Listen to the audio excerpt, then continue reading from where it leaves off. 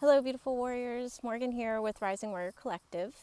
If you are new to my community, I am a survivor of childhood trauma and narcissistic abuse, and I am also a childhood trauma recovery coach for beautiful, beautiful warriors who have survived childhood trauma, narcissistic abuse, neglect, addiction in their family, and I help them to acquire the tools that they need in adulthood to be able to create and hold down healthy relationships, to be able to grow into who they were truly meant to be, and most importantly, to find their true north and to possibly for the first time in their lives ever experience inner peace and healing from the experiences that they had in childhood. I am popping in today to talk about a really base level, to have a base level conversation around trauma.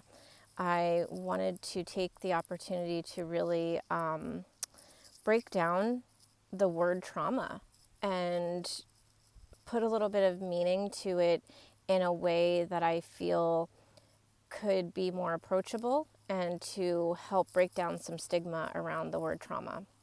When I first became a coach, I was coaching in the realm of diet and not necessarily like fitness diet, but more in terms of autoimmune conditions and understanding our agriculture system and what has happened to it to cause so much disease and unhealth in our culture today. And as I evolved as a coach, I started to recognize that I hadn't quite landed where I felt like my mission in this human experience was. And as I continued to do my own healing and my own growth through trauma, I recognized that, well, it kind of hit me like a ton of bricks where one day I just woke up and I was like, this is interesting. This is actually what I feel called to be speaking about and working on all the time. And when I look at the work that I did with clients when we were working around autoimmune conditions and diet and more healthy lifestyles, it really came back to how those individuals viewed themselves, their ability to see themselves as worthy or not.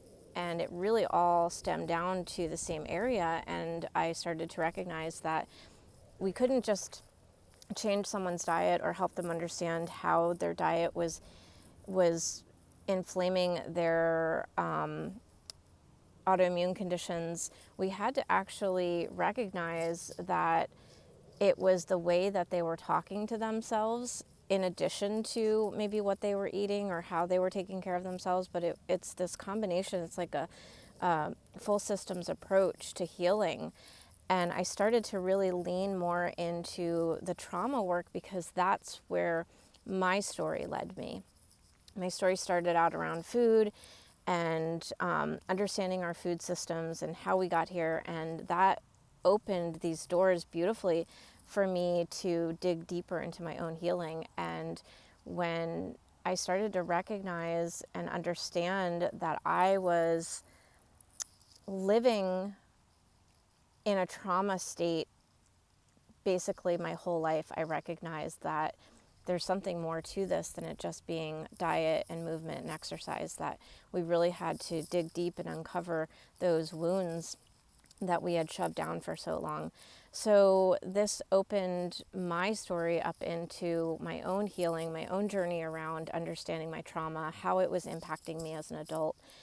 And I remember in the beginning of this journey for me, I was feeling very intimidated to use the word trauma, to use it in public, to get on a video and talk about trauma. It feels very vulnerable, but also I feel like there's a lot of stigma behind it. And I'm wondering, as I'm having this conversation and you're sitting there listening to me, what does the word trauma do for you? Do you recognize how that word shows up in your body? Does it trigger you? Does it, do you get some walls that come up and want to kind of push that word away because it feels really scary? However it's coming up for you, know that that's okay. wherever you are right now in your journey, wherever the word trauma lands for you, that's okay. My hope in this conversation is to bring some understanding to the word trauma and hopefully help bridge some gaps between maybe you having some trauma in your background, but being afraid to go and look at that, or to even consider acknowledging that that trauma potentially has impacted you as an adult. So my hope is to bridge some gaps, to open some doors, to connect some dots, and then just create some safe space where all I ask of anybody coming into my community or anybody working with me is to come in with an open mind, an open heart, and be willing to step out of your comfort zone. I like to say, what really moved the dial for me was a willingness to question everything that I thought I knew, and willing to be questioned, and not in a way where, as trauma survivors, we can very much be manipulated. And it's not in a questioning, manipulative way, but in an internal questioning, an internal dialogue of, this is what I believe to be true, but where did this thought come from, or where did this belief come from? So as I have this conversation around the foundation of trauma, I just ask you to keep an open mind, an open heart, and be willing to think outside of the box. And I think that's really what helped move me, is to not get so stuck on the label childhood trauma survivor, not get so stuck on the label of I've been traumatized. That can be really scary and hard. So just kind of letting that wash over me, and instead listen to what comes behind that in terms of, like, what is childhood trauma and how did this happen? And maybe this is something that I'm battling against. And if I were to keep an open mind about it and learn more about it and see if there's some spaces that I can connect together, maybe I can actually start moving out of this and healing from it. So I wanted to first just break down trauma. There are so many definitions of trauma out there. You can go and find them from Peter Levine. I mean, there's, all of the big names in trauma talk. Most of them carry their own version of the definition. But what I really like to stick to is trauma is essentially a normal response to an abnormal experience. So that can be like a one-time big trauma. It can be developmental trauma, something that happens over and over throughout your life. It's just a normal response that the body has to an abnormal situation or experience.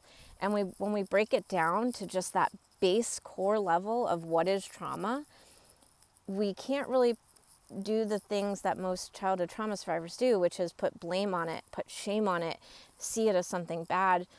It just is what it is. We experience things that were very abnormal for us to experience, and our body reacted to it. And taking that a little bit further is trauma. It's more about the nervous systems, our nervous system's response to the event, and not necessarily the event itself. So we continue to break that down and realize that this is just the biology of our body and how it reacts to an abnormal situation. And then we can take the shame and stigma away from that scary word trauma. Trauma is a deeply, deeply personal experience for anyone who has gone through it, and in reality, I mean, it's really hard to find a single human on this planet that has not experienced some sort of trauma in their life. And each person's experience with their trauma is extremely unique. It's unique in how their body responds to it. It's unique in how they respond to it. And the reason for this is that every single one of us has grown up in a very unique childhood.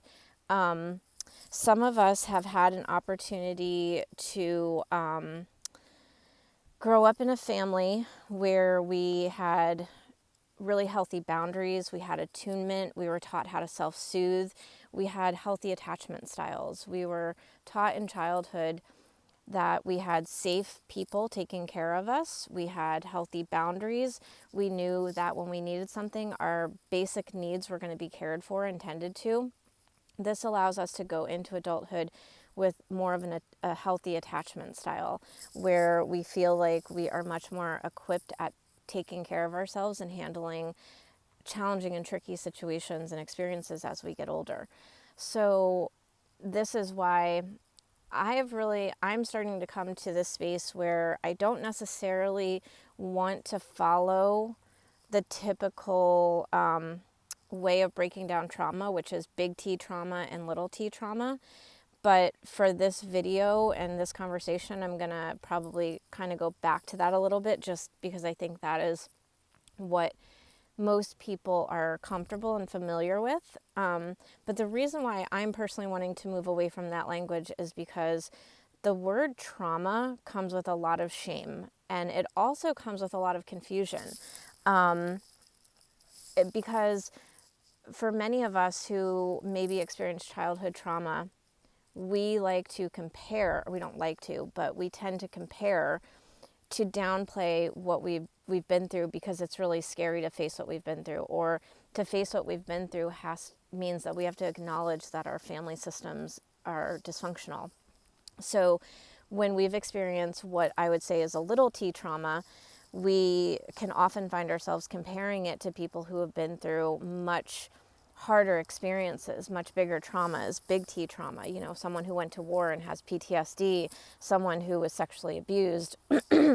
We might find ourselves comparing our traumas to their traumas. And I think when we give it the label big T trauma versus little t trauma, it gives us the space to compare and downplay our developmental trauma versus someone's big T trauma.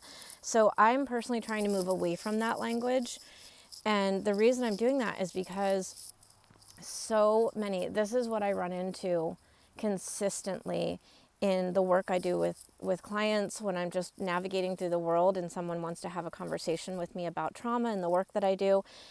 9 times out of 10, somebody will say to me, yeah, my childhood wasn't great, but it wasn't that bad compared to Sally down the street, whose dad physically beat her every night. I only had my mom yelling at me. I only had an alcoholic dad who didn't come home regularly. I didn't have the same thing that she had. And we start to categorize that and compare.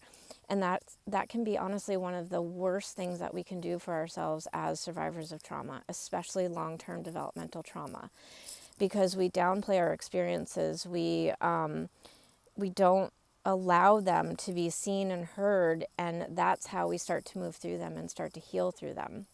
So kind of breaking that down a little bit more, if you were to follow that way of thinking, big T versus little t trauma, people would typically see a big T trauma as a war veteran who has PTSD, someone who was sexually abused, a car accident, a really traumatic birth. These could be considered big T traumas. They're typically like a one-time event. And a little t trauma is something more like developmental trauma, long-term developmental trauma, things that we go through in childhood that happen over and over and over and over again. This is my experience. I've had a couple of big T traumas in my life, and because I'm a childhood trauma survivor and I have all of these little T's, the big T traumas are even harder to process and navigate through. My big T traumas are car accidents. But my little T developmental trauma started, in all honesty, when I was still in womb. They started before my mom gave birth to me. She was a trauma survivor, a developmental trauma survivor who had unhealed trauma, and I carried her trauma from me into birth, and it started right from day one. My mom is an addict, an alcoholic, a narcissist, and I was raised in a family where there were no boundaries, there was no security of foundation. I didn't know where my meals were coming from. I didn't know where I'd be sleeping. I didn't know where we'd be living. and my mom was an active addict and still is to this day as far as I know. So I was navigating through not having any caretakers really watching after me and taking care of me consistently. There was no nurturing, there was no bonding, there was no attunement. All of the things in childhood that we need, that are a necessity to go into our adult lives as grounded, healthy humans. So that's what how little t trauma can show up. It is long-term developmental trauma that happens over and over and over. So for me, every day of my life was a traumatic experience. So I never got a break from it. We are constantly in a state of fight or flight. We are constantly in fear. We feel like we don't have support. There's nobody watching after us. It could go deeper than that for some people. It can be physical abuse over and over again every day. It can be verbal abuse over and over every day. It could be sexual abuse over and over. So this little t trauma is, and this is where, can you see how it can get really confusing, and it can get really, really easy to compare your traumas? Because as a little t trauma survivor, I can look at big T trauma survivors and think, well, God, if all I did was go through one big event, I'd have it so much better right now. It would be so much easier for me. Whereas I could also look at it and say, wow, that person was sexually abused in a horrific manner. They were, I don't know, like kidnapped, raped, all these things. And I could look at that and go, at least that didn't happen to me. At least I didn't have that. It wasn't that bad for me. And the problem with that is our brains don't process those experiences the way that we process them. Like, we can see them and compare them and think, oh, that seems better than that, or that seems worse than that. Our brains don't process it that way. Our brain processes it as a trauma, period, an abnormal situation. And we, as the human version of us, try to talk ourselves out of that, or talk ourselves through a different scenario. And all of our brain feels is that we were hurt, we were abused, we were neglected, we were abandoned. We didn't get our core needs met. So this is the part that I feel like is really challenging for a lot of individuals to understand, is that, say, for example, my experience was I had both of my parents were addicts. I never knew where home was going to be. I didn't always know if there was going to be a meal on the table. I didn't know when my mom would come home really intoxicated. I didn't know if she would be angry or nice. I didn't know what I was up against ever. So I was in a constant state of fight or flight and survival mode. Like, I had to know the next step for everything. That was my experience. My friend over here, her experience could have been that her dad was an alcoholic, but he came home every night. He put food on the table. They had a nice home. He did the things he was supposed to do, but he never showed up emotionally. There was no bonding. There was no celebration of life together. There was no, she may have come home from school every day and wanted to share her experiences. Hey, I got an A on my math test today. I'm so excited. And Dad could have been checked out, sitting on the couch, drinking a beer, watching football, and basically been like, great, get out of my face. Like, I don't have time for you. That could have been her trauma. And if you were to look at both of our traumas, the majority of people are going to look at that and say, well, she had a roof over her head and she had two parents and she went to school every day and she got good grades. Like, it wasn't that bad. I'm hoping that as I break these down, you can look at that and see the untruth in that in reality, our brains, each of us, me and my friend, our brains, all that they saw, they actually saw the same thing. They saw an inability for the main caretakers of their early experiences unable to fulfill their needs and basic needs that we need as children growing up so that we can have the foundational pieces of stepping into adulthood and being able to care for ourselves, being able to attune, being able to regulate ourselves, being able to go into adult life, have adult experiences, and not allow those adult experiences to take us down at every turn because we just don't know how to navigate the adult world because we were never given those tools. So when you break trauma down like this and you see that it doesn't matter the level of your trauma, comparing it to someone else's never helps us. It never gets us anywhere. It just keeps us stuck in our own cycles, in our own victim mode. And I recognize that that word can be very triggering. And I say it with the utmost love and respect to anybody that's listening to me right now. But I have come to believe and understand that a part of our healing from trauma, from childhood trauma, is acknowledging that we were victims. We were victims as children, and if we did not heal that trauma and that shame and those wounds that we experience, it is very, very likely that we've carried that mentality into adulthood, and not because we wanted to, but out of necessity, because that victim mode is a survival mode, that a survival tool that we learned how to use in childhood, and we don't know any better as adults until we start to learn how these tools show up in our adulthood now. Going back to explaining trauma just a little bit deeper, in my explanation of my big T trauma, which is car accidents, and my little T trauma. So take two individuals, one individual who grew up in a very grounded, secure, healthy family. They have all their needs met. They had attunement, attachment. They learned how to self-regulate. They were taught all the tools needed to set out into a healthy adult experience. So you have this first person. Second person had an experience like me in childhood where there was none of that, and I just sort of got sent out there and like, good luck, see how that goes for you. Now take both of these individuals as adults and have them both experience a big T experience. For me, or let's just take the example of getting into a car accident. Maybe not even a car accident, just like some big traumatic experience in adulthood that would set most people back in a like, whoa, that was intense. That was a big experience. Like, that was scary. That was hard. That has definitely left an impact on my being. I feel like a little bit of a different person after that experience. Those two people will likely